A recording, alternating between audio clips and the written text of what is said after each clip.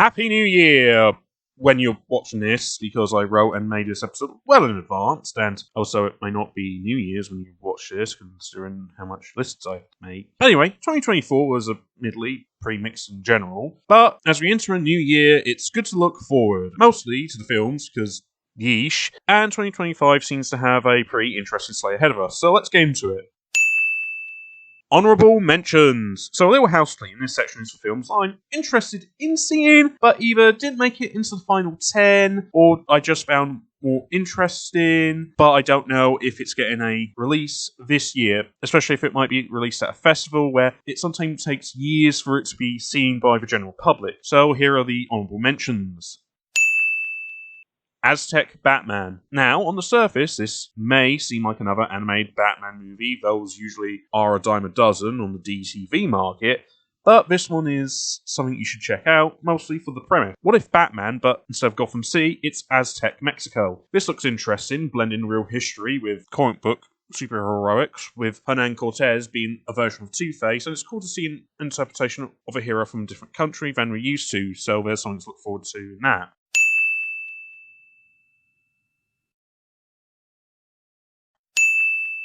Queens of the Dead. On the surface, this might seem like another comedic zombie film, but what piqued my interest for this film is who's directing it. Tina Romero, daughter of George A. Romero, so yeah, it's cool to see if this might be like her father's, or that, most likely, judging by the title and the comedic setup, strike out in her own. It's got an interesting cast as well, so yeah, I hope to see if this gets released this year.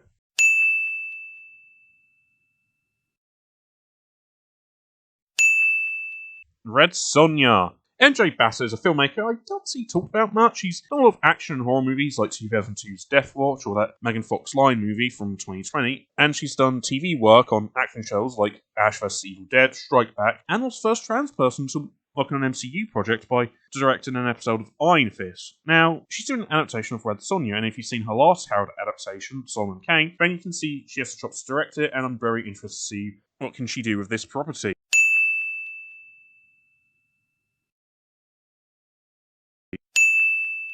Retreat.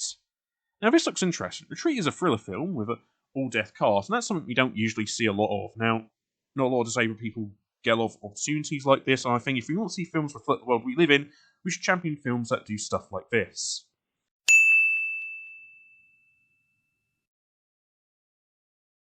And now, onto the 10 films I'm excited for this year. Number 10. Battle of Thorn High. Joko Anwar is a filmmaker from Indonesia I'm interested in, but I haven't watched most of his films. I've seen his Saint Slaves remake / prequel, and I'm interested in what he's made, which ranges from horror films, dramas, to even Indonesia's very own superhero franchise. And his next film, Battle of Thorn High, sets to be the first collaboration between a Hollywood studio and Indonesia, and that seems pretty neat. Number 9, 28 Years Later. 28 Days Later, to me, is several things. One of the best modern zombie movies, one of the best British movies, and one of the best British horror films, and that's a good lineup to be a part of. So now we're getting another sequel with original director Danny Boyle, original writer Alex Garland, and original star Cillian Murphy, back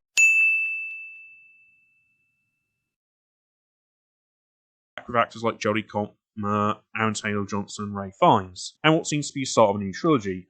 And judging by the trailer, looks really good. I might be infected with rage virus because I'm not walking to see this film.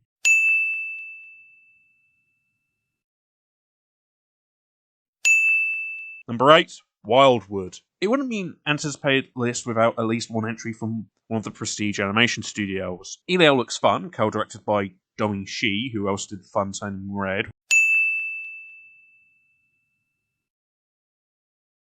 We're getting another Zootopia movie, and Bad Guys 2 looks fun, but it's like as Wildwood, which has piqued my interest, because I don't usually pump out a film every year like the other studios, so it feels like an event.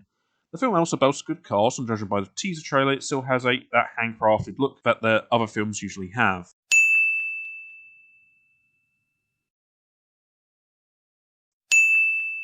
Number 7, The Naked Gun. I feel like it's been said before, and I'm going to repeat it here, that good spoof movies don't get made anymore, especially in the vein of the Zucker, Abrahams, and Zucker films with their blend of joke minute and sight gags that gave their films their own identity, and that is often hard to replicate. So imagine my excitement that Seth MacFarlane and Akiva Schaffer of The Lonely Island are making a reboot with perfectly cast Liam Neeson in the Frank Drebin role. It seems like a perfect fit.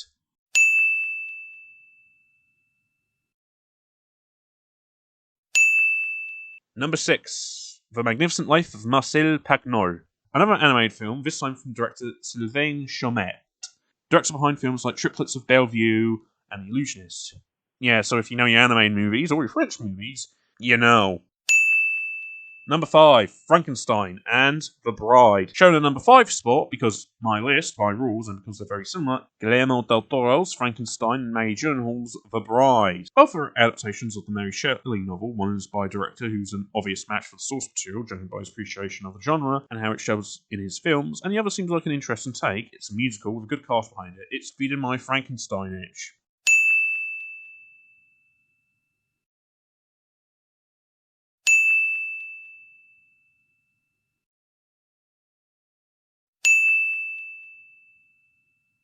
Number 4, The Fantastic Four, The First Steps. Obviously, at the number 4 spot, it's The Fantastic Four. Marvel's first family finally comes to the Marvel Cinematic Universe, and with a good cast and director behind it, and with the setting being an alternate 1960s, this film seems like a good time, and it'd be very interesting to see how it ties in with Marvel's multiversal machinations.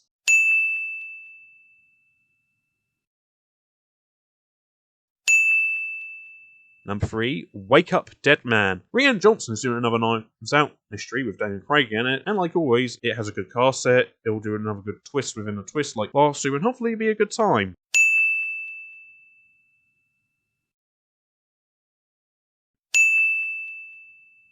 Number 2, The Life of Chuck. Mike Flanagan's latest film for the first in 6 years is coming and already has racked up a lot of praise at its festival run and the People's Choice Award at TIFF. It sees Flanagan adapt Stephen King again, and it seems to be doing not in the vein of a horror film like he's known for, but in the vein of a Frank Capra film. Seems like it's going to be great. Number 1, Superman. James Gunn is doing a Superman movie, and if you can see how he managed to balance optimism with the Ethan Cruder and weirdo elements of the Marvel Universe, and judging by his previous DC work, then he's a perfect fit. It's also exciting to see this kick off another DC film universe that feels more confident and more embracing of the elements of Superman that haven't gotten the love in previous films. I'm really excited to see what James Gunn can do with this.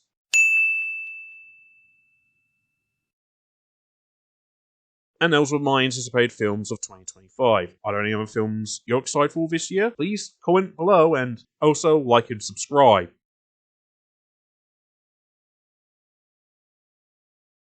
Well, it's the end of the year, and despite everything else, the movies were good. It was a year about the horrors of pregnancy, clowns, films about TV, prequels, unconventional music biopics, and multi-part films. So here's a list of my favourite films of the year. Now, before we get into this list, I know that I'm going to get asked in the comments section about why I left out certain films on this list. Well, certain Oscar movies, The Complete Unknown, The Brutalist, etc., don't get released in the UK until January, so that's why they're not on the list.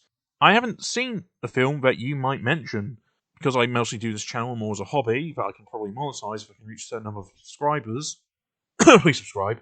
So I'm not a professional film critic in that sense, so I don't often watch as many films as most professional film critics do, and I just didn't get to see certain films.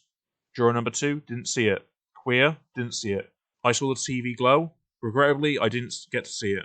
Why is this 2023 film here? Certain films and questions would have had a festival run in the year before, but have been given a general release this year, which is fair game. I watched it, liked it.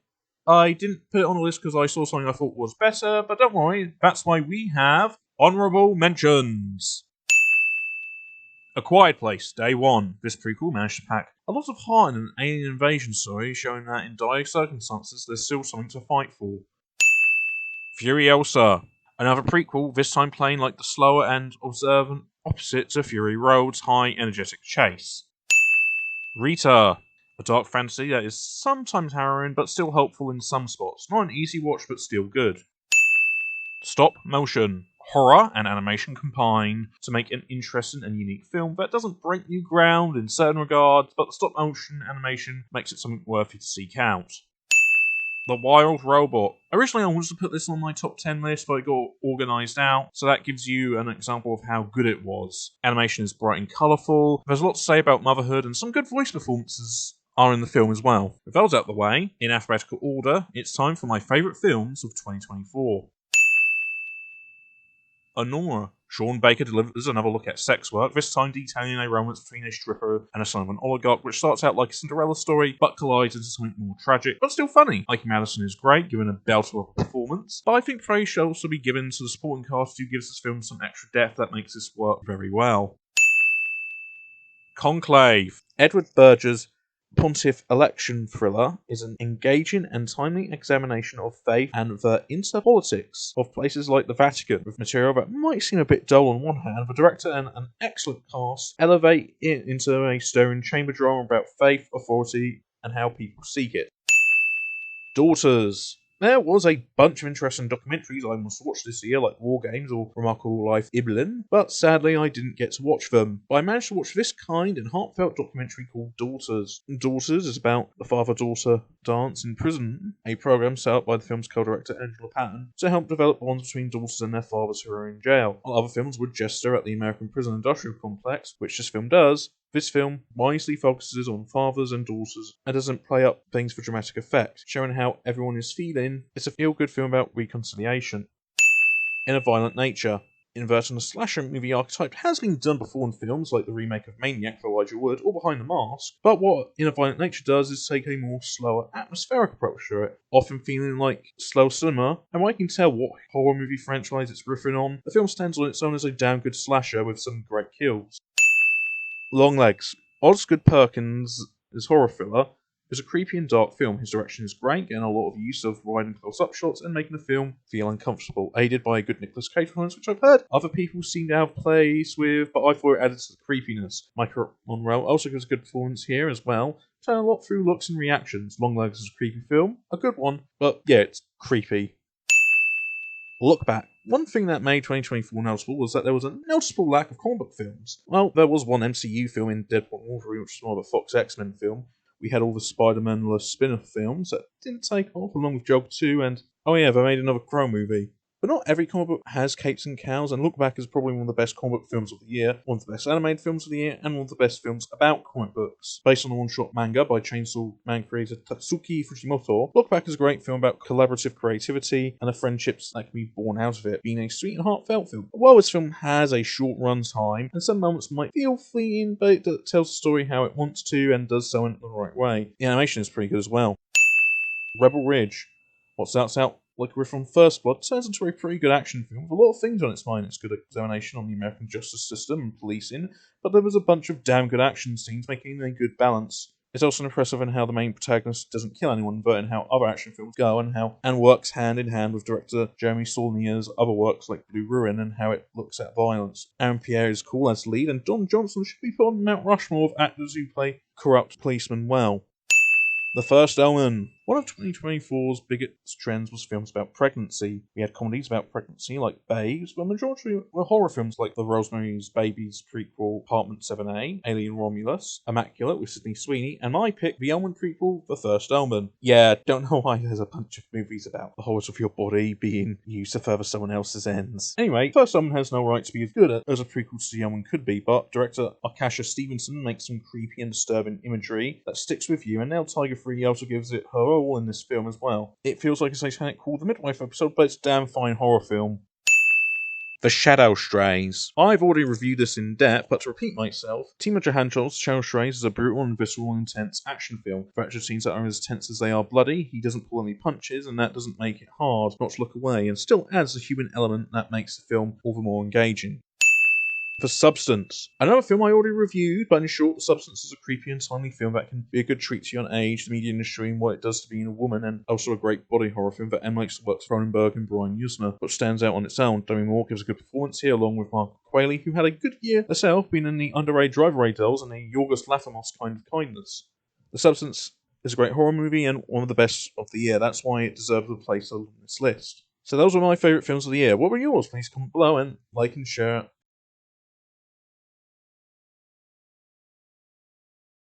This is probably old news, but according to comicbook.com, DC Studios head James Gunn was asked at a studio event about the idea of a DC Comics answer to the recent video game Marvel Rivals, the hero shooter with characters from DC's fellow publisher Marvel, saying, "Totally possible, I'll be open to it." Now this got me pondering the idea about what characters should be in a hypothetical DC hero shooter, but then my mind wandered into a more interesting topic. Who gets to be in a hypothetical DC hero shooter? What I mean by this is that one of the reasons I think Marvel Rivals is a big success, non-gameplay wise, I don't play it, is because it has a good variety of A-list characters, but also more lesser-known characters in its roster. Cloak and Dagger, Magic, Luna Snow, Squirrel Girl, and Jeff Landshark aren't characters you think of when you hear the words Marvel, and I think embracing that variety and having deep cuts along with the A-list is good. Heck, this expands to the non-playable characters as well, with them going with Galacta instead of Galactus. So, which obscure or lesser-known characters can a hypothetical DC hero shooter use? DC has a lot of characters from different eras, companies, time periods, universes, galaxies, and everybody can't all be in one game, but there's still a big pool to choose from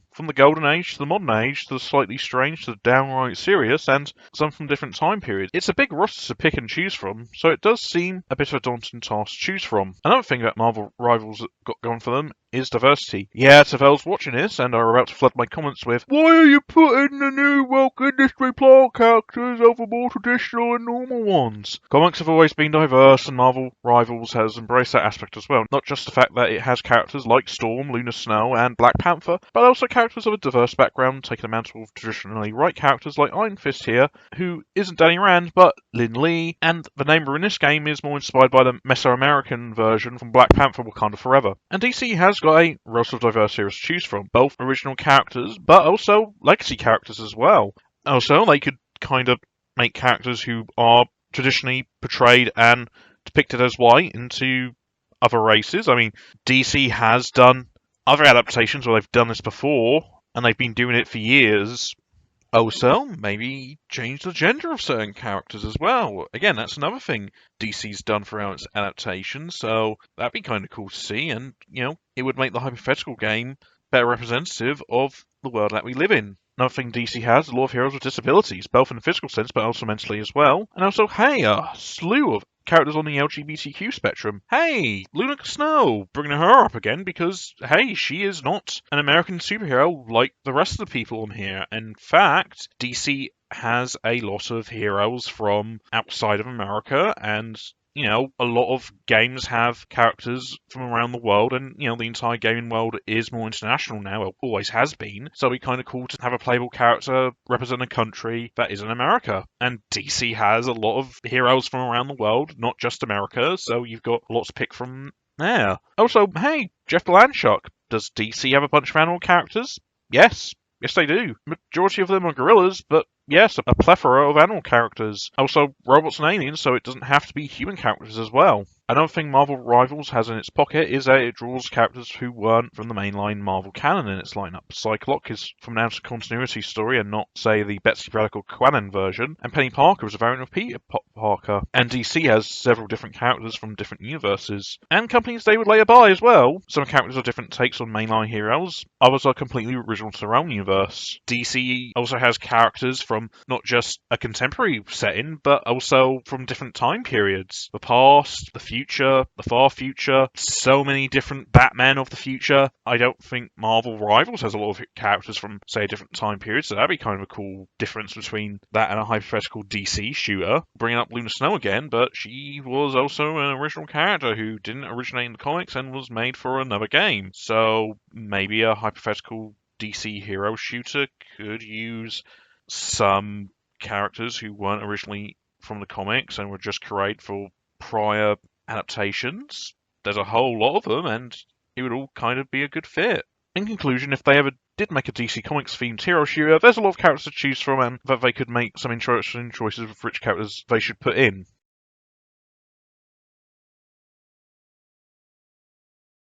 So 2025 will be the 85th anniversary of Robin, and he does not look a day over 70. Now, there's been several Robins: Dick Grayson, Jason Todd, Tim Drake, Stephanie Brown, Damian Wayne, Duke Thomas if you count Wheel Robin, and Carrie Kelly. But did you know that there's a Robin that not many people know about outside of Earls, let's talk about Mary Wills, aka Roberta the Girl Wonder. Now, before I get into the Girl Wonder, I should direct you to this article by Brian Cronin, which does go into detail about this character. Link here. Now, Roberta first showed up in a Robin story in the anthology book Star Spangled Comics, written by Jim Mooney in 1950. Roberta is Mary Wills, a student who has a crush on Robin, who decides to become a costumed adventurer herself to date Robin, unaware that her fellow student and subject of disdain, Dick Grayson, is one of the same. She does put in the effort in training to become a superhero, shown doing the workout regime and research into crime fighting, and managed to make her own gadgets and costumes. But instead of a utility belt, she has a crime compact because this is 1950. She later teams up with Robin, managing to sneak into the Batcave and helping him take down criminals, but Robin, managing to find out her secret identity, fears for her safety and thinks of a way to get her out of the crime fighting game by doing an aptly named dick move by outing her secret identity to the public. Now, Roberta hasn't had any other appearances in the comics afterwards, which is surprising given that there's been a lot of writers who love to bring back old and obscure characters. But what I find interesting is that Roberta does predate a lot of distant counterpart characters. The Kathy Kane Batwoman first appeared in 1956 and also had a utility handbag, and Supergirl was in 1959, and it's also interesting that Jim Mooney had a stint drawing the Supergirl stories as well. He also created Catman. Now, does this mean that Roberta is Patient Zero and that a lot of other distaff counterpart characters of male heroes that have showed up since all kind of owe their existence to her? Probably not. In fact, the first distaff counterpart character was Mary Marvel, but I found Roberta an interesting character in Batman mythos that I thought would make a good video about.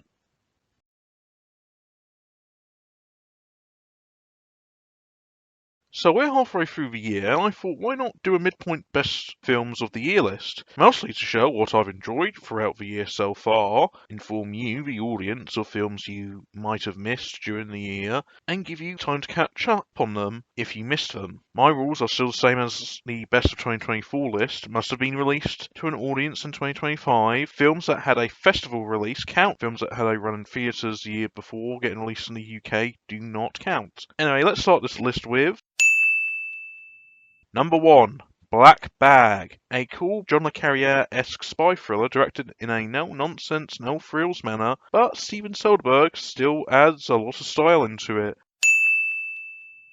Number 2, Bullet Train Explosion. While I haven't seen the original that this film is a sequel to, I found it a good time. Like most disaster movies like this, it has all the same hallmarks of the genre. People in suits figuring out how to solve the problem, cast of different character archetypes all stuck in one location, and tense situations to go into. The film is a sequel to a Japanese film from 1975, and you don't have to watch that film to get the full picture for this film, but towards the end it does connect itself with the original film where the uninitiated might get lost. The film is available on Netflix. Number 3, Drop. From Happy Death Days, Christopher Landon comes Drop, a confident and fun thriller. Here, Megan Fahey goes on a date and is given sinister Dropbox messages. It's a good time, premise is used to full effect, the situation is tense, and like Landon's other films, has a good mystery to it. Number 4, Havoc. 11 years ago, Welsh director Gareth Evans made probably one of the best action movies of the 2010s in The Raid 2, a shining gem and a pretty good year for action movies in retrospect. This year, he returns to the action genre in Havoc, a film that got delayed a bunch, but the end result is good. It's not as transcendent as the Raid movies, but it's a good time regardless. The action is great with viciously bloody style and close-quarter gunfights. This film is also streaming on Netflix. Number 5, Revelations. From Train to Busan director Yeong Sang-ho comes Revelations, a mystery film from South Korea about a priest who gets interested in one of his parishioners who might be involved in a police investigation, and that's all I'm going to say from here on in. It's a good film, there's a lot of moving parts, some don't get as much attention as they should, but I was entertained by it, especially with the performances. If you have seen Yeong Sang-ho's other films, you can see the attention he pays to themes like family and guilt. This film is, yet again, on Netflix. Number 6, Sinners. Lots of things have been said by people who are smarter than me about this movie, and probably have better recording equipment than me as well. But it's still true. Ryan Coogler's Sinners is both a great vampire movie and a loving piece on the communal power of music. Michael B. Jordan does a good double performance, and Jack O'Connell is having a lot of fun as the main villain. Number 7, The Monkey. I liked the latest Final Destination just fine, but I found this latest Stephen King adaptation by Oz Perkins just slightly more than that film. Not saying it's bad though, it's actually pretty good as well. Here, Perkins trades in the slow burning and disquieting horror of his previous film, Longlegs, for a straight-up black comedy, and it's effective. The film goes straight into a gleeful and over-the-topness with the deaths, and they're funny, making it feel like it would have been a great fit for a Creepshow movie if the film was a bit shorter. With the recent drought of theatrical comedy films, I found The Monkey one of the best comedies I've seen so far this year. Number 8, The Wedding Banquet. I haven't seen the original Ang Lee Wedding Banquet, but I found this remake thoroughly enjoyable and a great feel-good movie, probably my favourite of the year so far. A thoroughly modern look at queer relationships with great performances all around, from a cast working on all cylinders. It's a delightful and funny movie as well. Number 9, Thunderbolts. While I still enjoyed the post-Endgame movies, Thunderbolts is probably the best of the recent bunch. The film is great in version of the superhero team-up, where the cast this time are all washouts with different sets of hang-ups that they all have to deal with, and the actors who play them all work well together. Lewis Pullman's Bob is one of the year's best new characters, and the film's way of talking about mental health makes this one of the best superhero movies of the year so far.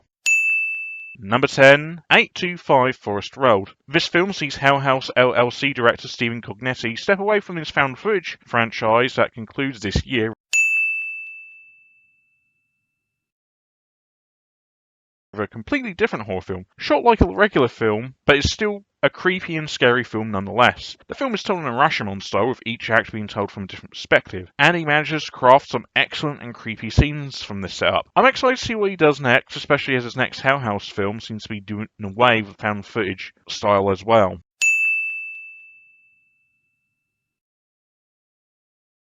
So these are my favourite films of the year so far.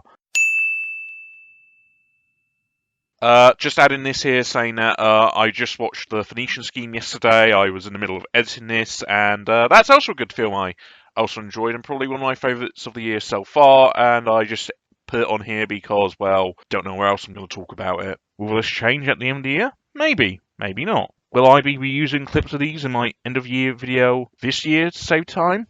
Probably. But I might have other things to say about these films down the line, so who knows. Now, what's the best film of the year you've seen so far? Please comment below, and don't forget to like, share, and subscribe. Hey, do you like movies? Do you like movie reviews? Then this channel has stuff like that. There's Watch This Space, my film review show, where I view recent films, and I also make short films, like Correspondence, which is very unique. If you'd like to see stuff like this, then please subscribe to stay updated on my work. I also follow my social media channels as well, so please subscribe to my channel.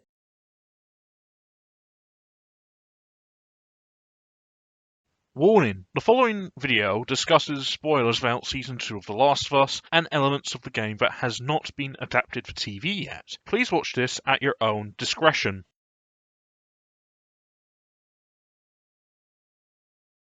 So, The Last of Us Season 2 has come and gone, and the reactions to it have been interesting compared to the game it's adapted from. When The Last of Us 2 came out, it was a divisive game, to say the least, mostly owing to certain story elements. Here, the discussion for the TV show seems to be on how the TV show adapted the game, mostly changing some elements to make it work as a TV show. Lots of people have decried these changes, and I understand where they're coming from, but I am okay with how they changed things. Oh yes, there are some moments I wish were in the game, like the scene in the synagogue, and I do think Abby telling Joel her motivations take away from the mystery that was in the game, along with showing who the WLF and Scars are early, but I can see why certain elements were changed. Video game adaptations, especially movies and TV shows, were for a long time seen as not good, often being in poor quality. Sometimes you can get a Mortal Kombat 1995 or something made by Uwe Boll. I feel like the reason why video games are hard to adapt is because of one thing that TV shows and movies don't have: interactivity. Video games are an interactive medium. You control a character and you can make them do what you want to do. You can make choices that affect the story, you can fight enemies, you can choose who you can fall in love with, and you can explore the world. Can't do that in a film or an episode of TV where you're just watching something.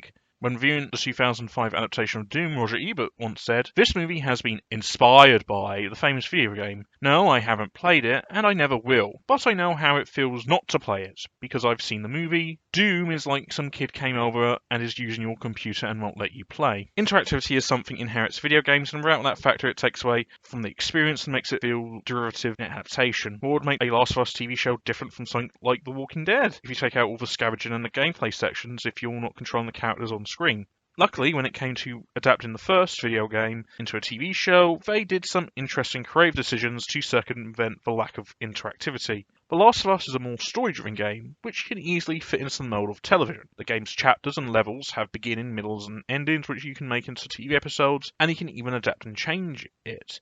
The Bill and Frank episode is a complete 180 from the game, turning another level which you have to try and escape the infected into a more personal character piece, putting focus away from Joel and Ellie, and creates a breather after the action of the last episode. In an interview with Tech Radar, Neil Druckmann talked about this process of adaptation with Craig Mazin when it came to episode 3. That's what would have been an important thing in the past when you're adapting video games and looking at superficial aspects and thinking, oh, players want to see that gameplay moment. That's not what they want. They want the core of the heart of this experience. The Last of Us Season 1 adds more scenes and more characters to flesh out the world, taking away the moments where you as a player would explore the world. In the show we have scenes in the past, we have scenes outside of America, and we have new characters, so you can see them follow this mentality when it came to adapting Part 2. We get more scenes with other characters, we see Jackson fending off a horde while Abby works on a golf swing, and we have new characters and get more flashbacks into other characters like Isaac. But do they work? Kinda. Compared to Season 1, Season 2 is adapting half of the game, so you can see moments that clearly are set up for when they deal with Abby's side of the story, especially the scenes with Ellie training in episode 1. Don't think that will come into play later, or what Joe said to Eugene when they did the porch scene earlier than expected. With how they structured the season, it does leave things hanging in some regards. One aspect I did love was how it had to circumvent the lack of gameplay. Last of Us Part 2 is a sprawling game than the first, lots of exploration and traversal,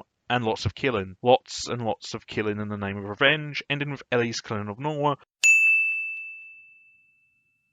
A pregnant woman being a dark combination of a quest for revenge. The show being a TV show with a set time limit for an episode, there isn't a lot of time spent on the killing, so the show changed that aspect and by mixing up certain elements, mainly having Ellie and Dinah go out to Seattle before Tommy, and in spite of their community's decision not to do so, and have Dinah get involved with the action after revealing she's pregnant, but until she's injured and taken out of action, Jesse and Tommy have to chase after them because of this. And then when you get to Ellie's murder of Nora, the dark of the soul moment for Ellie is the realization that she dragged a lot of people into this, nearly got her girlfriend killed more than once, and they could have gotten killed as well. This change is effective and manages to contain the same manner of impact the game did. Still shocking and managed to capture the core of the game's story, and you can tell that this is obviously going to have a bit more impactful when they do get round to adapting the Abby parts in Season 3.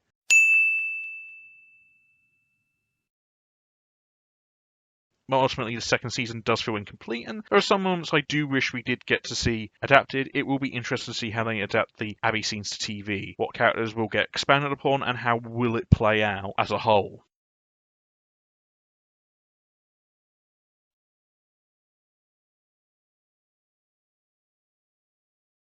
One thing I don't think is discussed enough in online film critic circles about Netflix is that they do good animated films. Nimona is great, Pinocchio got an Oscar, they get a lot of animation veterans making these films, and I'm excited for Fixed.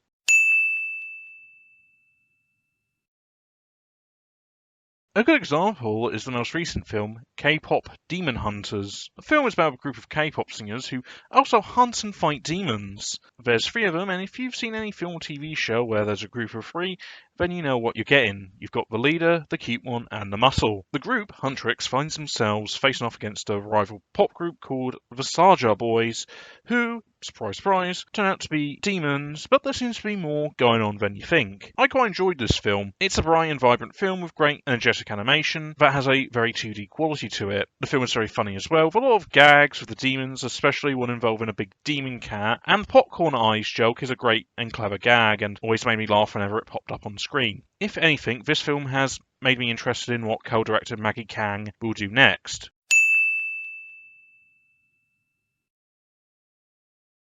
The music is good as well. While I'm not a K-pop guy, I do think the songs are kind of important in a film about musicians. There's a lot of nods to the whole K-pop scene and its fan culture, which I feel a lot of fans would appreciate, but it kind of went over my head. I mentioned the power trio aspect of the film before, and it does owe a lot of respect to a lot of shows and films of that ilk, like Powerpuff Girls, Totally Spies, and Hi Hi Puffy Yamayumi. Yes, I remember that, I'm a Zoomer. The film feels very much like a continuation in that tradition, and also a great addition in the pantheon. My main complaint is that the film film is a little bit bare-boned. Some aspects are well-developed, like Rumi's internal struggle, but others are left out to dry, like the character of Celine, who is established as the group's mentor, but she only shows up sporadically, so we don't get a better understanding of her relationship with the group as a whole. And Ken Jeon's role as the manager gets a whole scene during the All Is Lost moment, but we don't get much about his relationship with the group as a whole. The film has a fast pace, but it leaves a lot of things behind. Overall, K-pop Demon Hunters is a fun film. While ultimately some elements do feel underdeveloped and should have been given more focus, I still found this an entertaining film with a lot of energy. I'm excited to see what the team who made this film do in the future.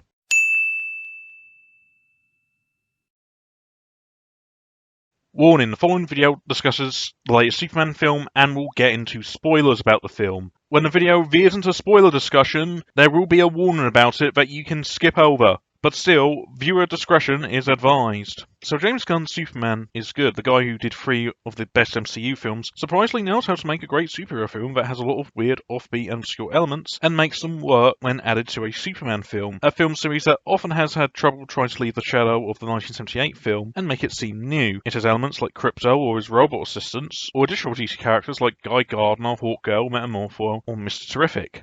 You haven't seen goofy stuff like that in a superhero film, especially in a DC film, and it sets itself apart from other films. But I also like how it adds elements from 2 other older films, and you'll be surprised which ones came to my mind when watching it. Yeah, as I mentioned before, the 1978 Superman film has a large cultural footprint. Elements like the design of the Fortress of Solitude, going from an Arctic cave to a crystal fortress, and the S symbol being the symbol of the House of El, has been adapted into comics and other adaptations before, and characters like Lex Luthor's assistant Miss Tessmacher and Owners have been used in other adaptations like the CW series, or have been added to the comics. And the death of Jonathan Kent from a heart attack has been a major aspect of the character's mythos. But James Gunn's Superman film has a surprisingly enough for me, more connective tissue with Superman 4, The Crest of Peace, and, the last Superman reboot, Man of Steel. Crest of Peace is often considered one of the bad ones out of Christopher Reeve's run of films, with bad effects, low budget hampering everything, and Milton Keynes' known New York City, or Metropolis. But one element of the film is that it involves Superman dealing with geopolitical topics. In Superman 4, it has Superman walking to the UN and telling them that he's going to disarm all these countries' nuclear arsenals, and they all go along with it without any prior discussion about it. Gunn's film also deals with geopolitics, namely Superman intervening in conflicts between 2 countries, but unlike Christopher Peace,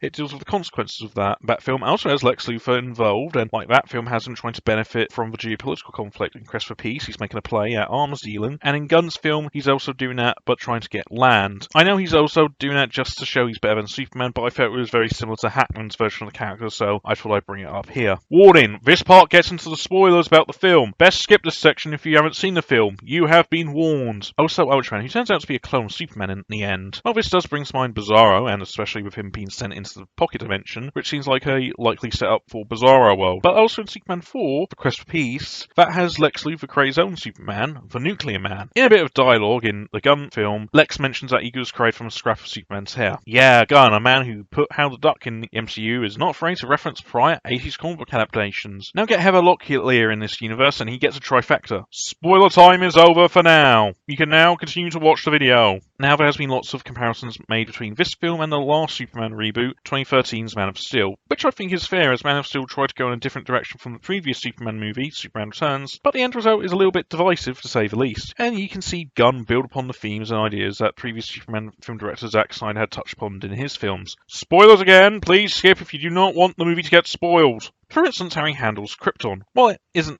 that much of a focus in his film, but Gunn does make a big change in their depiction of what is usually shown as a more utopian, but for civilization as a more colonial one. Man of Steel did touch upon this as well, but with Krypton being more explorers than militaristic, along with Zordon's plot in that film was to make Earth Krypton with the dubstep machine. But this isn't new. My Adventures of Superman depicted Krypton in a more militaristic fashion as well, and during the New 52 era, Lara was made part of Krypton's military, but it's notable when comparing it to the film. Spoiler talk over. Yes, this is a bit indulgent, but it adds to the runtime and, how you gotta catch that algorithm.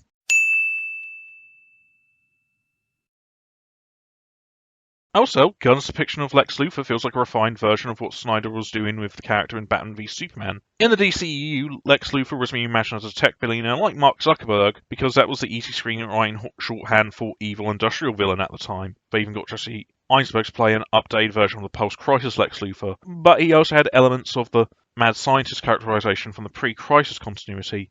BBS's Luther feels a bit derivative of other tech industry characters that were showing up in films and TV at the time, with Jesse Eisenberg's performance feeling a bit too manic. Compare that to Gunn and Nicholas Holt's version of Luther, and you can see he's a bit more defined and a bit more darker. Gunn, as a writer, knows how to write villains and makes them utterly reprehensible. Him and Holtz's version of Luther is manic, but he has a menace that makes pretty light film dark, while Eisenberg's Luther was manic but not that threatening and a bit silly in a film that was trying to be serious. So those were my stray observations about a great movie I watched recently. Do you have any observations you made about this film? Sound off in the comments, and don't forget to share this video, like it, and also subscribe to my channel.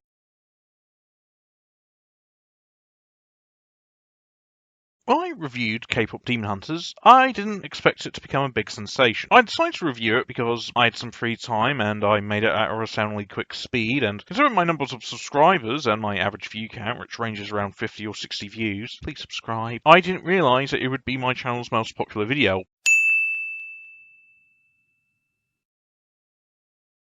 Firstly, thanks for the views, much appreciated. Secondly, why is it my most popular video? Well, I think one reason why it's my most popular video is because I reviewed one of the year's most popular films. The film, K-pop Demon Hunters, has finally become a huge hit for Netflix, becoming its most viewed animated movie. And not just that, but the film's songs have topped the charts and has its own fandom that's popped up seemingly overnight. This popularity has gotten the attention of even major news publications like the Associated Press and The Guardian. Now, I may be a small pole-dank YouTube video maker, but I have my own 2 cents on this topic. It's a good film that appeals to a lot of people, and has become a good word-of-mouth hit. That's it. Like what you see here? Then please subscribe to my YouTube channel so you can get more.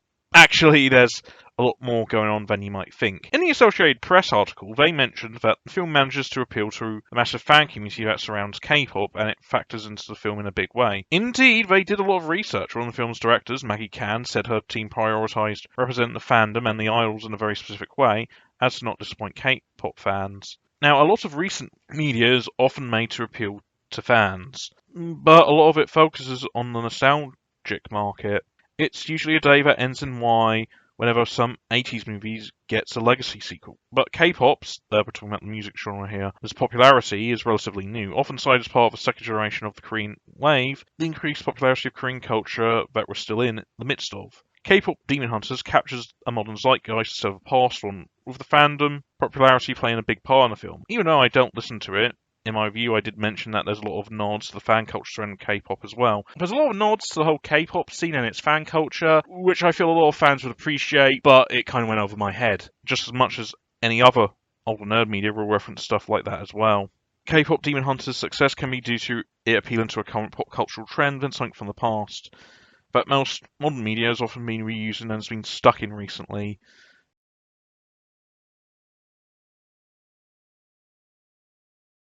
日本語を話そう視聴者の皆様、言葉を間違えてしまったことをお詫び申し上げましょう。Mononoke, good TV show, very spooky. It's about a medicine seller who deals with some spooky stuff. Last year they did a movie where he investigates goings on at Anoku, aka the harem of the Shogun. I reviewed the previous movie, and I'm going to show you my previous review here quickly.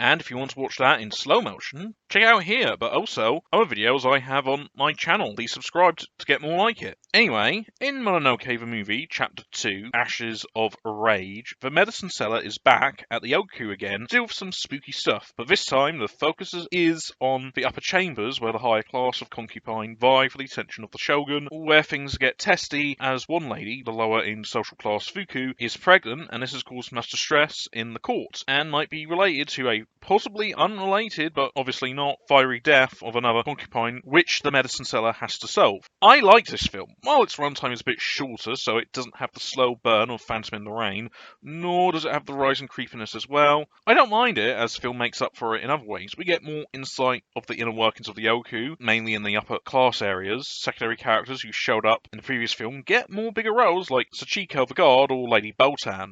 But again, Asa, the main character from the first film, shows up briefly, which is kind of odd considering that she was kind of the main character in the last one, and I was kind of thinking she'd be like the main through-line character, but surprisingly not, which is a shame because I liked her character in the last one. The Shogun is also briefly seen, but he's still not that big of a presence. It's clear when all three films will be released that they're going to play well together, and that's where you can also see little story beats set up and will be played off, especially in regards to how things are set up in each film. This film also carries the previous film's themes of what women give up to work in a patriarchal society. The last film was about identity, with most of the concubines throwing away personal belongings to start working at the LQ. This one is about bodily autonomy, so that's fun. If the first film felt like it was expanding on the themes of the Nopapa Bo arc, this one taps into the themes of the Zashiki Roroshari arc, but unlike that one, it doesn't feel muddled. If you've seen the show, you understand what I'm talking about, because I'm not giving up a lot of details here, because they might give the film's game away. Here we see most of the Shogun's councillors in the film, whose daughters are all concubines, and we see them trying to jostle for power, using their own daughters as pawns in a game.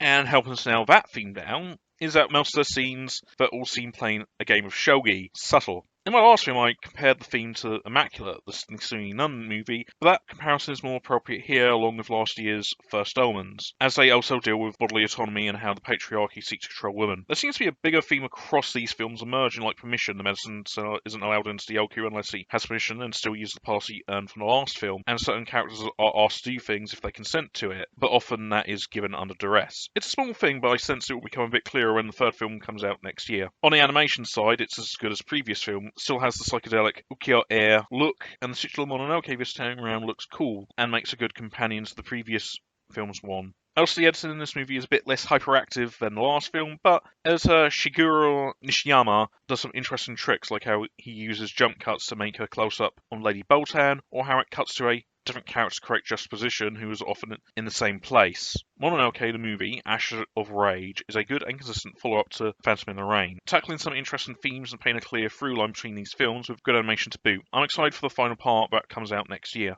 This film, along with its previous entry and the TV show it's based on, are all available on Netflix at the time of recording.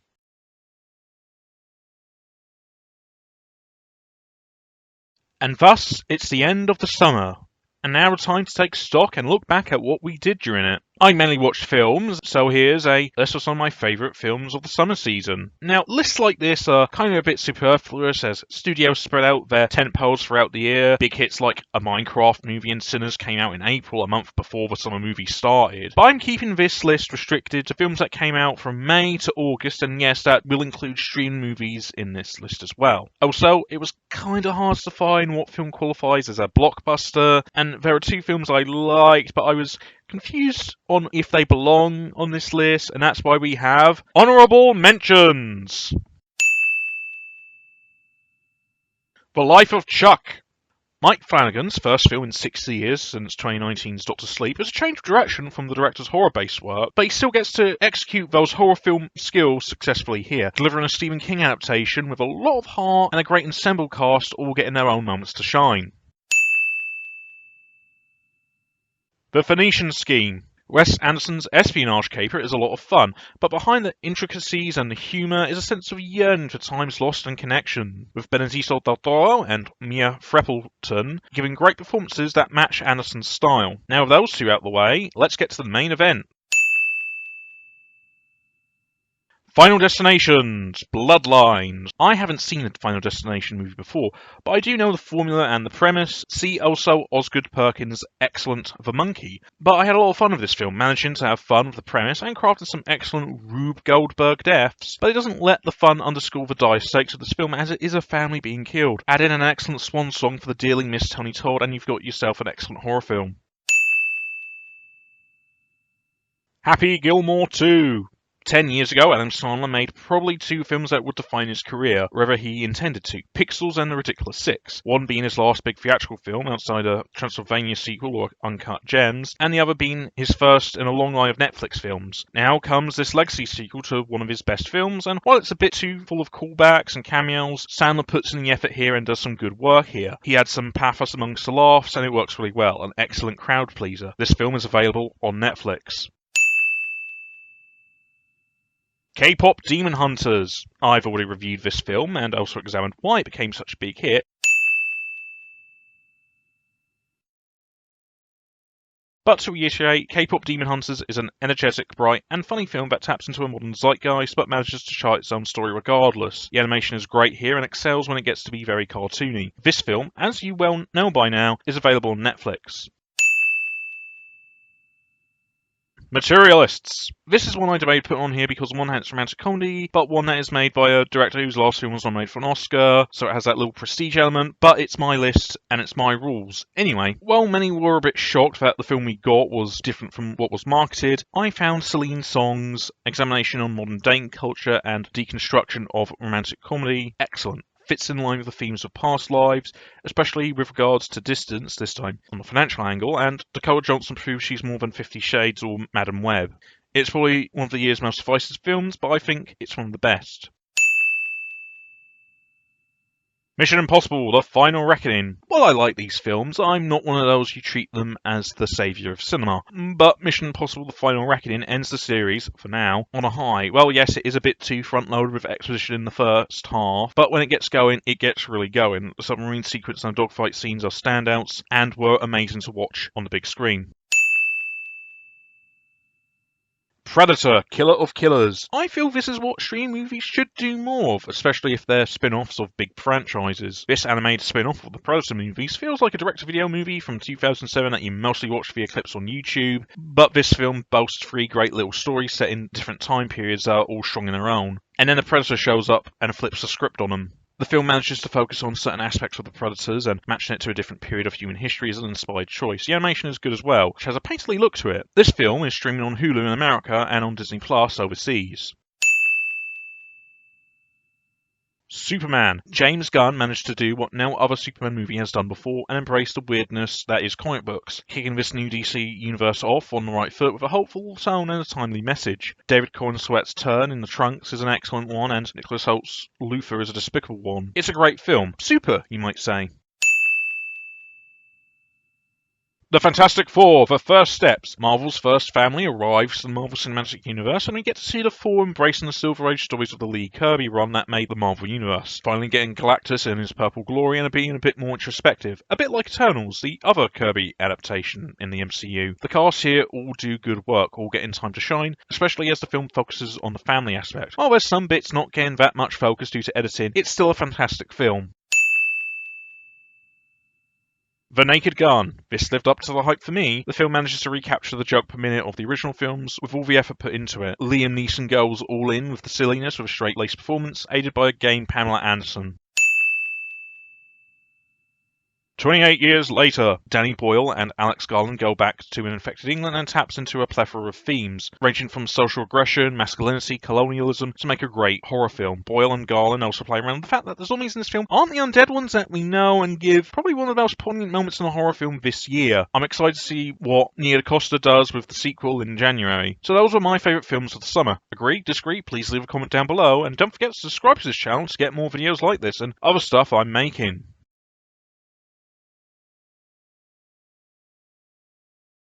Warning, this video contains spoilers for Season 2 of Peacemaker. If you haven't watched the show, please watch that and then watch this video, or just watch at your own discretion.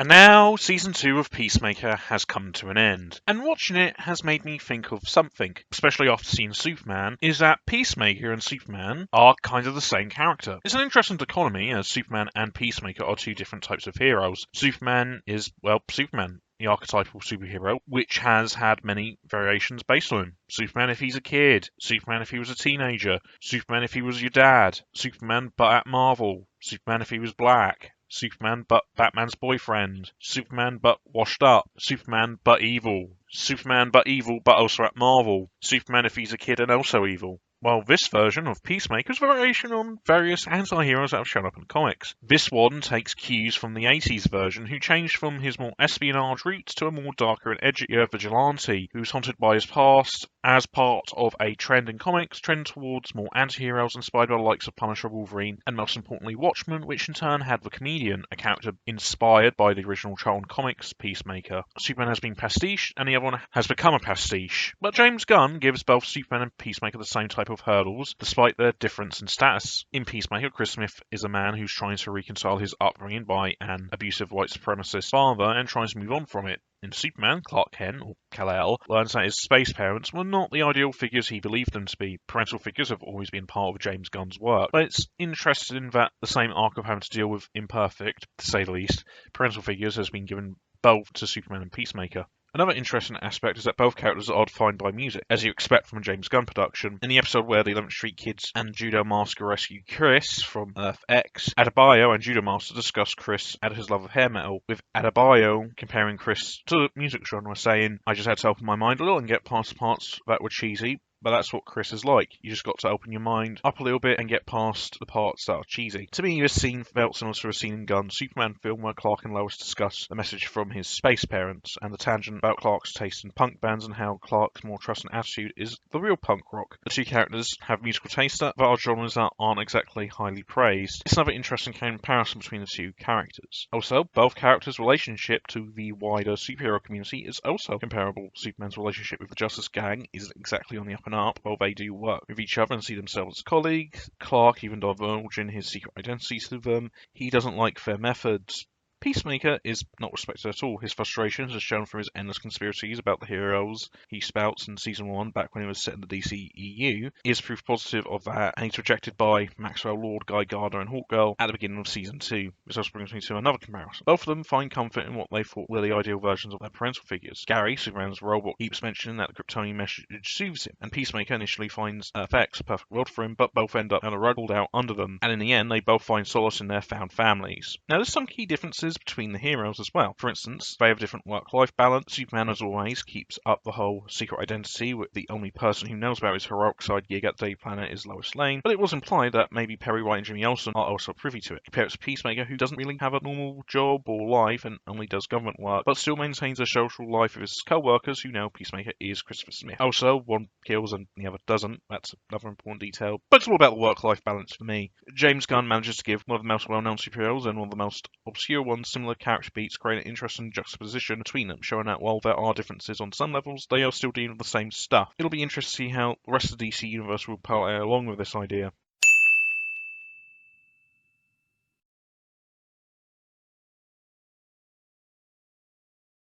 With the final Peacemaker, there won't be any other DC Universe projects until Supergirl's release next year, so I thought, why not do a look back at the series so far and focus on certain aspects that I found interesting. Let's start with Rick Flag Sr. Starting off with probably the only character who's appeared in all three released DC Universe projects so far, Rick Flag Sr., played by Frank Grillo. I feel like he's what Nick Fury was to the earlier MCU films, as the figure usually shows up in each project, often as a tease and as a connective tissue. Now, by the end of Peacemaker Season 2, he takes a more villainous role, which I've seen some people say is inconsistent with his portrayal in Creature Commandos, but then again, in that show, he got manipulated by a princess who feigned attraction to him, and I'm feeling Lex and his Luckies are doing the same to him by helping him try and get revenge on Peacemaker. Speaking of Rick Flag, so it's clear that the remaining elements from the old DCEU are the projects that James Gunn worked on, namely the Suicide Squad and the first season of Peacemaker, with most of the characters adjacent to those projects making a move over to the new universe. But in the episode of Peacemaker, another Rick up my sleeve had Joel Kinnaman appear as two versions of Rick Flag, the one from the mainline universe and the one on Earth X. And the mainline version mentions his relationship with Enchantress, which occurred in Suicide Squad 2016. Does this mean that that film is canon with the rest of the new DC universe? Maybe not, as that film was a bit reliant on the events of Batman v Superman, but then again, this new universe has embraced retcons like in the comics. So do I think this could leave the door open for Enchantress, or maybe a different version played by a different actress show up, because we saw how Junior's death affected Senior, and maybe Katana as well, considering that she had Rick's back in that film and she can cut people in half with one sword stroke. Just like Mona Lawn, it would be advisable not getting killed by her. Her sword traps the souls of its victims. Maybe not. But also we have Metamorpho show up in Superman, and him and Black Lightning were on the outsiders, so hey, maybe that could be a good way to introduce them. I also know Blue Beetle is getting an animated follow-up with Zolo Maradreñas displaying his role, but it remains to be seen if it will reference the film. But considering that film was pretty much isolated and stood on its own, I don't think there'll be much retconning. At the end of Peacemaker, we saw the formation of Checkmate, with its ranks being made up of the cast of Peacemaker. I feel like we'll be seeing them pop up in other projects. Much like how Rick Flag Sr. is this universe's equivalent of Nick Fury, Checkmate could be this universe's equivalent to S.H.I.E.L.D., making sporadic appearances or mentioned in passing. In the comics, well, Mr. Terrific was also a member, and so was Amanda Waller, Adebayo's mother, and considering that she's getting her own series, that might come into play. With a lot of use of cloak and dagger spy work and the topic of power, both real and geopolitical, I have a feeling this first chapter, Gods and Monsters, is influenced by the Catalyst arc of Justice League Unlimited. Just a hunch, but I'm feeling a lot of similarities here. Now it's been noted that DC's fictional countries show up in the universe, Kholistan, Baravia, and Johannapur being the most prominent ones. I suspect we'll see more of DC's fake foe states like Bialia, which was mentioned in Creature Commandos, Kurak, Markovia, Geoforce was part of the Outsiders, Kaznia, Vlatava, and so on. With what's been released so far, they've all been under the direction of James Gunn, and all containing his creative fingerprint, so it's going to be interesting to see next year, as most of the projects will be held by other creatives, and what they bring to the table. While I enjoy Gunn's work, I do hope we get a variety of different voices being brought into each project. One last thing I want to talk about is how this series' attitude to projects and how they be released. It all feels very fluid. Clayface wasn't part of the original announcement in 2023, only coming about because Mike Flanagan had a pitch, and that film is currently in production. See also the Sergeant Rock movie that was supposed to be made by director Luca Guadagnino, but that's been put on hold, and the Authority might be made in a TV show. It shows there's a fluidity with how these projects are handled at the development stage, unlike Marvel, which has the appearance of it being planned out from the start. So those were some observations about the DC Universe. Is there anything you noticed that I missed? Please comment below, and also like this video and share this with all your friends. Your help is much appreciated.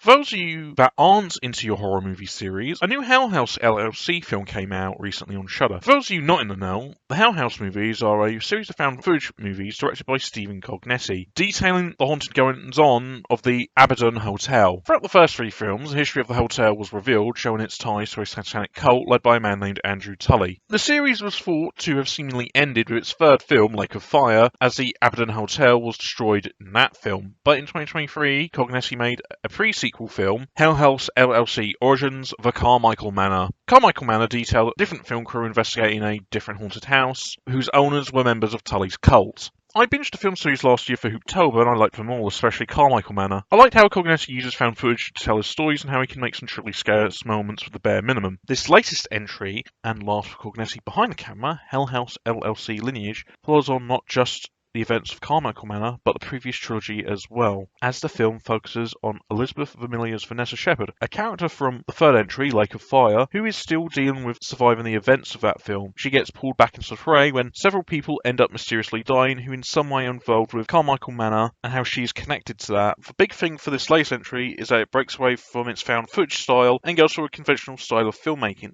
It's a big risk. Found footage was an essential part of the series, and transitioning to a different style could end up being a detriment, but Cognetti manages to stick the landing, retaining the series' creepy and tense horror, but also telling a more detailed and involved story than a found footage film would allow. Which brings me to my main, but minor, point of contention with the film. The film is Cognetti's last film as director, and it feels like he's dumping a lot of lore for the overall series on the way out, which isn't bad. In fact, the film finds good balance between backstory and horror, but if you aren't as caught up with the series, you're going to be lost, especially the ending and what it reveals about certain characters left me a little bit confused. But on the other hand, as mentioned before, Cognetti still makes this film scary by doing not a lot. Some of its most frightening and effective scares come from whenever the clown mannequins, the series mascots, are deployed. Cognetti manages to mine some great scary moments with them, aided by this film becoming a regular footage movie, given a different type of presence than what they had in previous films. In previous films, they were scary because you couldn't always keep track of them due to the found footage genre's more intimate and personal style. In this, we see what they are doing most of the time in this film, which makes it just as scary. Cognetti's use of minimalism in this film also helps the film's non-clown frights as well. While there are some flashy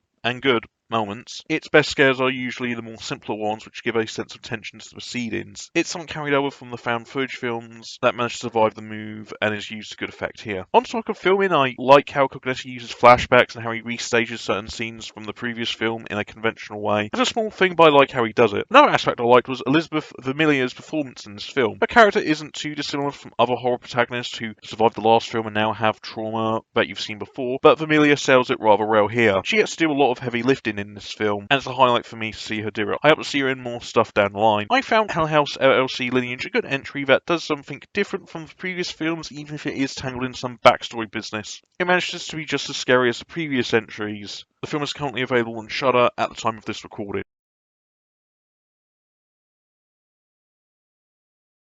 Hello, I'm an internet reviewer / commentator who's talking about Star Wars. I like Star Wars. If there is an entry I don't particularly like, I move on from it and do not make it my entire online persona for the rest of my life. Also, if there's an entry I do like, I also don't make it a new yardstick to judge all previous and future entries with. Anyway, we got another Star Wars Vision anthology.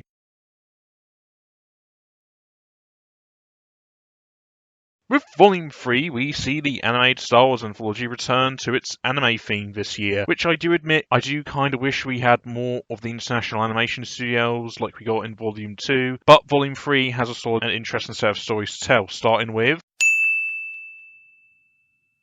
The Duel, Payback from Kamikaze Dolga and Anima. This story is a sequel to one from Volume 1, one of the 3 in this collection. Set in a reimagined version of the Star Wars universe, we see our Sith Ronin having to deal with a Jedi Crusader who he maimed previously. This short has a lot of fun playing around in the Kurosawa-inspired sandbox, with a mishmash of aesthetics from different trilogies. It has a lot of fun characters and some interesting ideas with regards to the Jedi, where they come off as religious fanatics, with the Crusader calling out our Ronin as a sinner. Put a pin in that because there's a theme here. The animation is great here, as it was in the original story with some great action scenes. The Song of the Four Wings from Project Studio Q. This is the first CGI animated story of the volume. This was a fun story about a princess in the Rebel Alliance, not that one, who helps rescue a cute alien baby and stop an Imperial mine operation. This was a fun short. The cel-shaded animation looks appealing and there's a fun, over-the-top cartoony feel to it. From the designs to the action beats to a Star Wars-esque magical girl transformation sequence, this was a fun one. The Ninth Jedi, Child of Hope. The second sequel, this one follows up from Studio IG's Ninth Jedi short. Before this volume was released, it was announced that the Ninth Jedi short is getting its own spin-off series, and with that in mind, this short feels like a teaser for the series, but I don't mind that because it's pretty good. It's a bit of a refresher course to remind you of who the characters are and what their respective deals are. This one deals with Lakara, a Jedi in train helping a droid in a derelict starship. It's a good story, gives out more details of the setting, and has a fun droid character called Tito, who is a cool CGI design that meshes well with the 2D elements.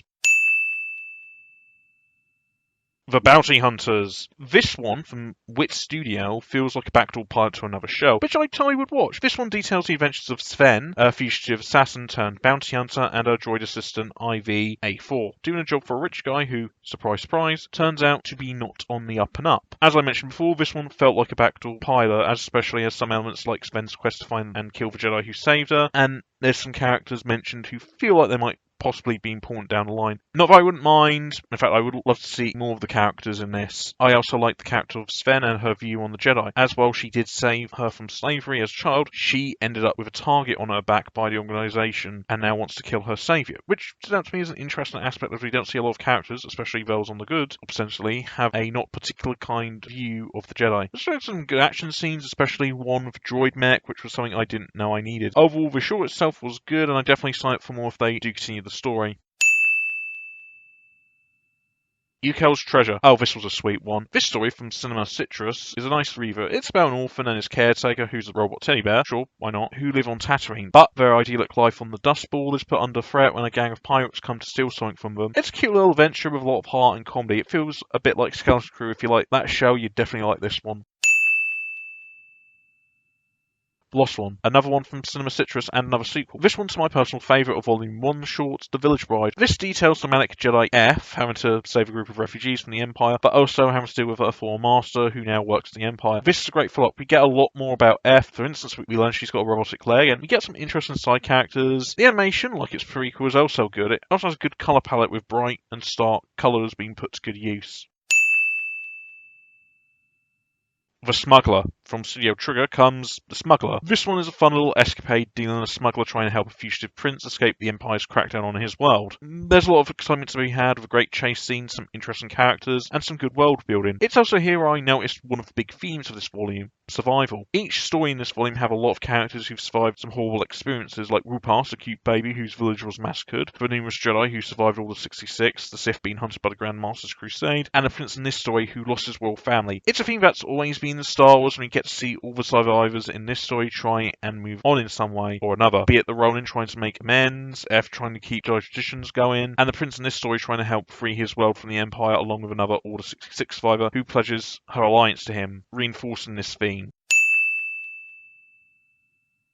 The Bird of Paradise. From Polygon Pictures, the second CGI short of the volume comes The Bird of Paradise. In this short, it details a young Jedi Padawan called Nakimi having to deal with losing her sight after a battle with the Sith. The animation in this one is great and gets creative in how it depicts the Padawans in a turmoil and accompanying Force visions, and its overall message of acceptance is appreciated. It's also here where two of the volume's themes crop up: the depiction of Jedi and disability. Throughout the volume, we see the Jedi in an interesting light. For some, like in Payback and Bounty Hunters, they're not seen in a good light, with the Grand Master and the Duel, as mentioned before, being portrayed as a crusading knight who vanquishes enemies regardless who gets in his way, and Sven in her short seeks vengeance against the Jedi who rescued her, but left her to fend for herself. In this short, we see Nakimi having to come to terms with not just her disability, but also her arrogance that led her to this situation. It feels in line with The Last Jedi or The Acolyte, installments that tackled the less admirable aspects of the Jedi Order that we've seen in this film, but this short kinda does it in a more lighter approach.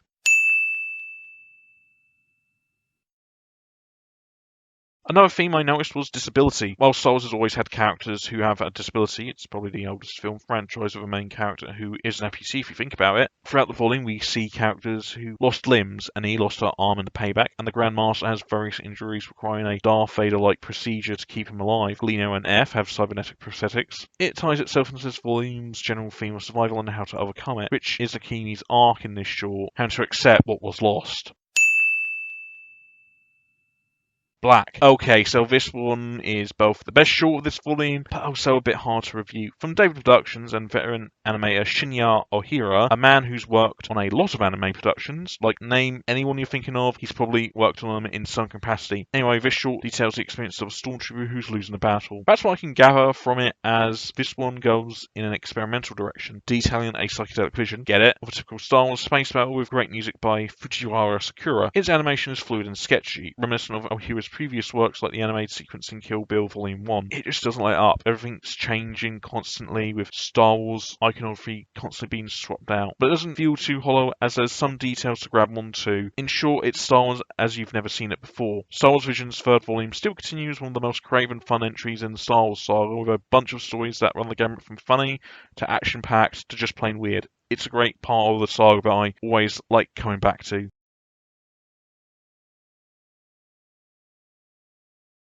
We are currently in a boom period of video game adaptations. A result of a generational shift in the entertainment industry, where a bunch of people who grew up in the milieu of gaming culture are now in positions of producing power to make any TV and film productions based on video games as they wish. We've already had projects based on Halo, Mario, Sonic, and Minecraft, and we have many more to come. One game on the adaptation block is Mass Effect, the popular science fiction RPG from BioWare. Now, this made me raise an eyebrow because if you recall my last video, I argued that when transitioning from one medium to another, changes have to be made to make up for the lack of interactivity inherent to video games. Video games are an interactive medium. You control a character and you can make them do what you want to do. You can make choices that affect the story, you can fight enemies, you can choose who you can fall in love with, and you can explore the world. Can't do that in a film or an episode of TV where you're just watching something. One of the big things that Mass Effect has, that it was a choice-based game. You choose who you fall in love with, who you save, and even the appearance of gender of your character, famously. So, if you're adapting that to any medium, it would be hard to contain, let alone adapt, given the branching storylines and how it affects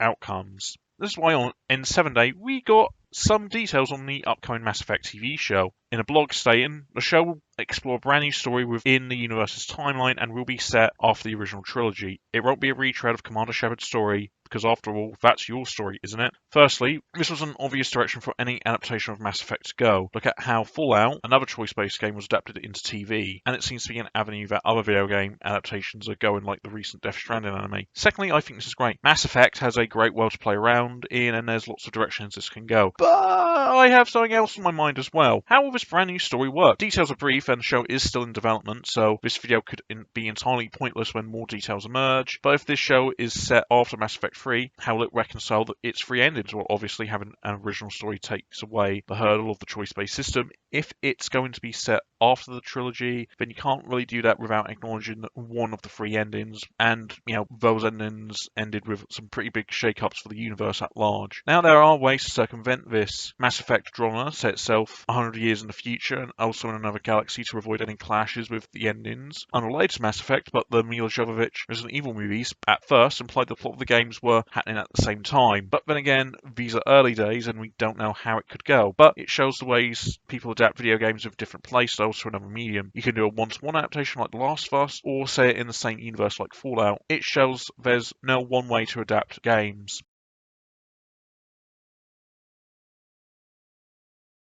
There's been a lot of Batman adaptations over the years. Also, water is wet. Yeah, begin this with the obvious, but when discussing actors who've played Batman, it's mostly focused on films, with the occasional nod to TV like Adam West or animation with Kevin Conroy. But if you dig deep enough, you'll find there's been a bunch of actors who've played Batman in live action outside of the most well-known versions. So for this episode, we're looking at the lesser-known live-action Batman. I'm mostly sticking to live action because, well, there's a lot of great animated Batman productions. There's just a lot of it, and I want to make these episodes a little bit shorter. So let's start with the first actors that actually played Batman in live action back in the 40s, Lewis Wilson. The first live-action depiction of Batman was a film serial in 1943, where he was played by actor Lewis Wilson. Wilson made appearances in other films, but mostly quit acting and went to work with General Foods, his last role being in the TV show Orson Welles' Great Mysteries in 1973. A fascinating fact I found was that his wife was actress Dana Nuttall, who he starred opposite in the B-movie Wild Woman. She would later marry film producer Albert Chubby Broccoli, aka the producer of the James Bond movies. In fact, his son Michael G. Wilson, along with his stepsister Barbara Broccoli, were producers of the franchise until they gave creative control to Amazon MGM this year. So there's a relationship between Batman and Bond you probably didn't know until now. In 1949 they made another serial, but Wilson didn't return as a Cape Crusader. That role would be filled out by Robert Lowry. Robert Lowry took on the role in the 1949 serial Batman and Robin. Prior to Batman, he had a lot of roles in action films, most notably in the Tyrone Power film Mark of Zorro in 1940. He also starred in a ton of westerns, with his most prominent one being McLintock with John Wayne and Maureen O'Hara. He also had a steady career in TV and appeared in another DC Comics adaptation, a 1956 episode of the George Reeves Adventures of Superman show, a little bit of a cool technical crossover there. Reeves and Lowry also acted in a World War II propaganda film about VD, directed by John Ford, well before their time in the tights. Small world. Now this one had a interesting story behind it. In 1973, 5 years after the cancellation of the 60s TV show, Burt Ward and Yvonne Craig reprised their roles as Robin and Batgirl for a PSA about equal pay. But Adam West did not reprise his role. At the time, West wanted to distance himself from the role, so actor Dick Gautier played the role for this PSA. Gautier's had an interesting career. He starred in the original production of Bye Bye Birdie, earning a Tony Award nomination, and had several appearances in TV shows like Get Smart, The Mary Tyler Moore Show, and Charlie's Angels, among others, and films like the original Fun of Dick and Jane and Billy Jack Goes to Washington. He also had a voice acting career, including Serpentor in G.I. Joe and Rodimus Prime in Transformers. Batman wasn't his only flirtation with DC Comics, as he had an appearance in the Linda Carter Wonder Woman show and a voice role in Batman the Animated Series Feet of Clay as Matt Hagen's friend. Also, his son was Rand Gautier, the man who stole Pamela Anderson and Tommy Lee's tape in the 90s and was played by Seth Rogen in the Pam and Tommy miniseries. Yeah, again, small world. In the early 2000s, there was a series of adverts for OnStar, an onboard guidance system starring Batman, with the visuals taking inspiration from the Tim Burton Joel Schumacher films. The ads had Michael Gough return as Alfred from those movies alongside Curtis Armstrong as the Joker and Brian Stepanek as the Riddler. Batman also appeared in these ads, played by actor Bruce Thomas. Thomas has had a steady career. He's done voiceover work in cartoons and video games. He was a motion capture actor for Master Chief in the last 3 Halo games, and, more importantly for this video, did some voice work for some animated made DC work. He was the voice of Commissioner Gordon in the DC Universe animated original movies during the New 52 period, among other films as well. He was also apparently believed to be the man who played Batman in the Birds of Prey TV show, but he debunked that. Batman was apparently played by two stuntmen, Keith Campbell and Alex Daniels, but there isn't any confirmation of that actually being true. So this and a few other entries I debated taking off this list. In this instance, it was because David Mazouz is a young actor with Gotham, the Batman prequel show, focused on the scene before Batman arrived on the scene, being his big major role so far, and also because in Gotham he played a young Bruce Wayne, so technically not Batman age, but in the show's final, Mazouz wore the cape and cowl for one scene. There were other moments, but he was mostly kept off screen until the last scene of the show, which was the first time Batman made an appearance on a TV show in live action since the 60s, so there's a little interesting fact for you. It was also the same year when Ian Glenn showed up as Bruce Wayne in Titans. Titans was notable as one of the few live action DC shows that allowed to use Batman with an on-screen appearance, whereas others were prevented from doing so before. It's why Green Arrow appeared in Smallville, for example. In Titans, what was originally the flagship show for DC Universe, the DC Comics streaming service, yet the streaming rules were weird, Bruce Wayne appeared in season 2 and 3, played by Game of Thrones actor Ian Glenn. Well, he wasn't wearing the costume, I think it still counts. Glenn is an actor who's had a steady career before and since playing the Caped Crusader, so no deep dives, but he's known for being the first live-action Batman to share the screen with Jason Todd, played by Colin Reuters, so there's that for you. Also in 2019, yeah, big year for DC shows, there was a Batman show. Batman was a show set in the Arrowverse, a series of DC comic TV shows all shown in the same universe, but with the caveat that they couldn't use some of the big-name DC characters with some exceptions. This was mostly due to the concurrent DC Extended Universe film series that were using all the big-name characters. Batman, the Gotham City set show starring Bruce Wayne's cousin, Kate Kane, then later Ryan Wilder because Ruby Rose left the show before season 2, defending Gotham in Bruce's absence. Well, Batman never showed up in person, sometimes he was obscured, but they managed to get Bruce Wayne to appear. In the season 2 premiere, Batman was impersonated by supervillain Hush and appeared in a vision to Luke Fox in another episode. Both of these instances, he was played by actor Warren Christie. Warren Christie has and continues to work in TV and film. Notable appearances include an episode of Arrow as a different character, and also Supernatural, whose colleague Jensen Ackles was considered to play the role but didn't come to fruition. Also, Batwoman was supposed to have a crossover with Superman and Lois, but that didn't happen due to the COVID pandemic affecting TV production. It's been suggested, but never confirmed, if it was supposed to include Bruce Wayne. The main plotline of Batman was about what happened to Bruce and why he disappeared. So it would make sense for a crossover to maybe follow that plot, but it didn't happen, so there's no way of knowing what was that going to entail. So Warren Christie's appearance came after Kevin Conroy's brief live-action appearance as Bruce Wayne in the first season of Batman, but I decided to mention it at the end because I thought it would be a good way to end the video on. During the Arrow vs. Cross on Infinite Earths crossover event, Kevin Conroy made an appearance as an older Bruce Wayne. It's obviously well known at this point, but Kevin Conroy was known for the voice of Batman in a variety of different mediums, animation, film, and video games, and in the Crisis crossover he got to play Batman, who broke his code and went bad. It's a good performance out of several from the man, going against type, serving as contrast to Brandon Routh's turn as Superman in the same episode, and gets to envelop every old future version of Batman. He's got the exoskeleton from Kingdom Come, he quotes Dark Knight Returns, he also gets to share a scene with Kate Kane, which this performance has a bit of historical importance. Kevin Conroy is the first openly gay man to play Batman in live action, and having him share a scene with Kate Kane, one of the most prominent lesbian superheroes, and especially in an episode of her own show, is a good scene with a lot of significance to it. It also is a little bit thematically relevant to the show's overall arc, especially of Kane's character arc of trying to be Batman, or Batwoman. Yeah, they kind of went with the legacy route. Anyway, it's a good scene with a lot of significance to it, and it's one of my favourite moments of Kevin Conroy as Batman. So those were the men who were Batman in one way or another. While they may not be talked about among the well-known Batmen, they still got to be the Dark Knight for one moment.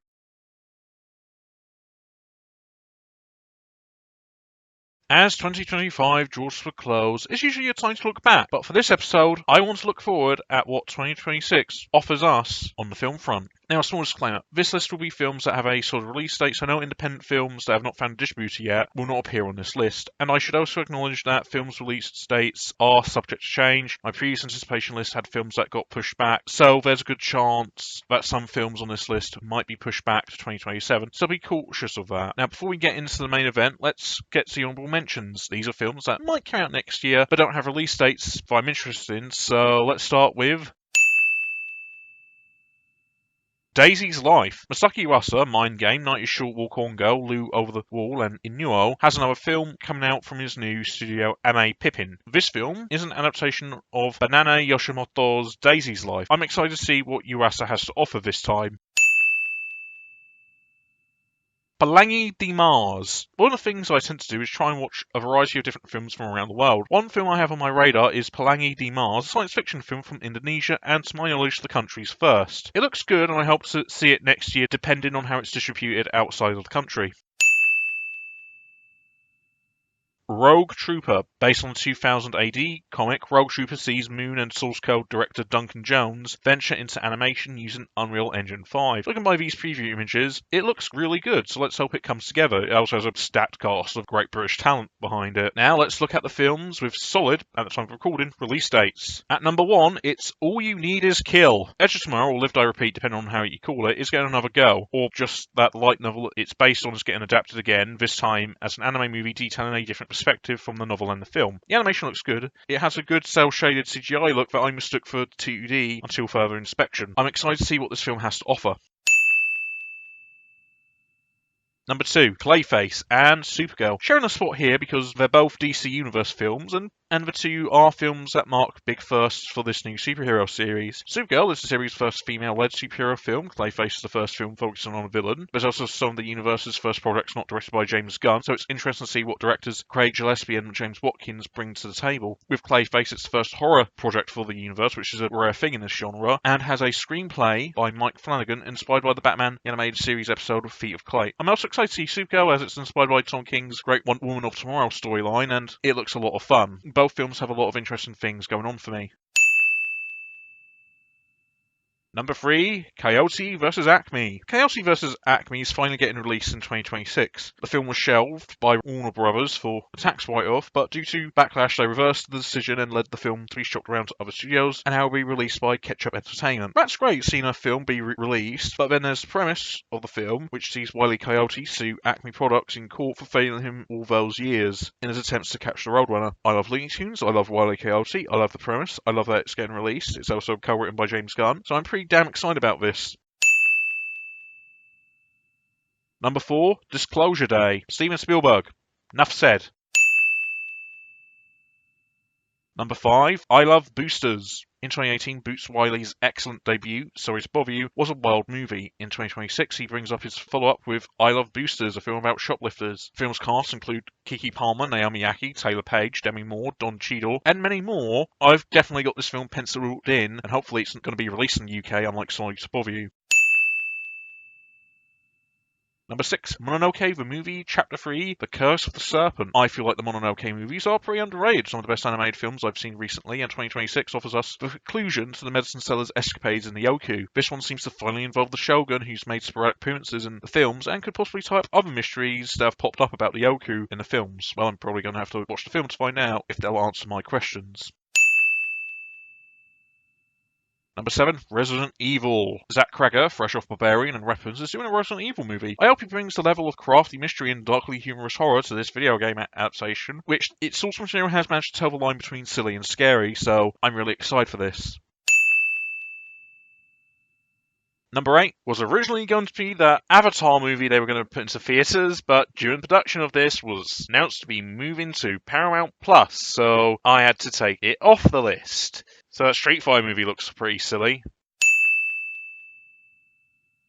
Number 9, The Social Reckoning. David Fincher and Aaron Sorkin's The Social Network was one of the most prescient films of the 2010s in regards to how Facebook and the larger tech world would affect our lives one way or another. Now, Aaron Sorkin directs a sequel 16 years later in a world where the tech industry seems to have made our lives not good. So it'll be interesting to see how this film tackles that. Number 10, 28 Years Later, The Bone Temple. I love 28 Years Later, one of my favourite films of 2025. The sequel sees Nina DaCosta take the director's chair from Danny Boyle. I'm excited to see where the sequel goes to, and I love DaCosta's other films, and I'd like to see how a non-Brit handles the material, considering 28 Years Later had a very British cultural sense about itself. So those are the films I'm excited to see in 2026. What films are you excited for in 2026? Please sound off in the comments below, and have a great 2026 from me.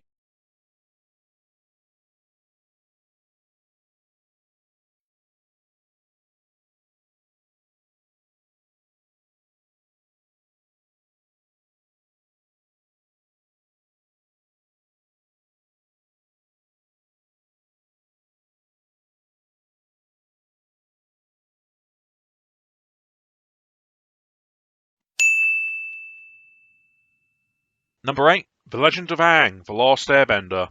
Avatar The Last Airbender is probably one of the big Gen Z touchdowns, like what Star Wars was for Gen X, and insert recent reboot/revival here for millennials. So it's getting a movie. The film will focus on a gang as young adults with a new voice cast, including Stephen Ewan as Zuko and DeYoung Kwan as Toph, who is legally blind, so you don't usually see someone with a disability like that headline a film, animated or otherwise. The film also will be directed by Lauren Montgomery, an animation veteran who worked on both Last Airbender and Legend of Korra, and also some of the best DC animated movies like Green Lantern First Flight and Batman Year One. Like what you see here? Then please subscribe to my YouTube channel so you can get more Watch This Space, but also other things such as my short films. Please remember to like and subscribe to the videos you just watched, and also please check out the Orange Bin, my blog, where I have write-ups of my episodes here, which with links to sources that I mentioned on the show. Also contains some of my old blog posts if you want to see what else I used to do back in the olden days. So please remember to check out my blog and like and subscribe to my YouTube channel.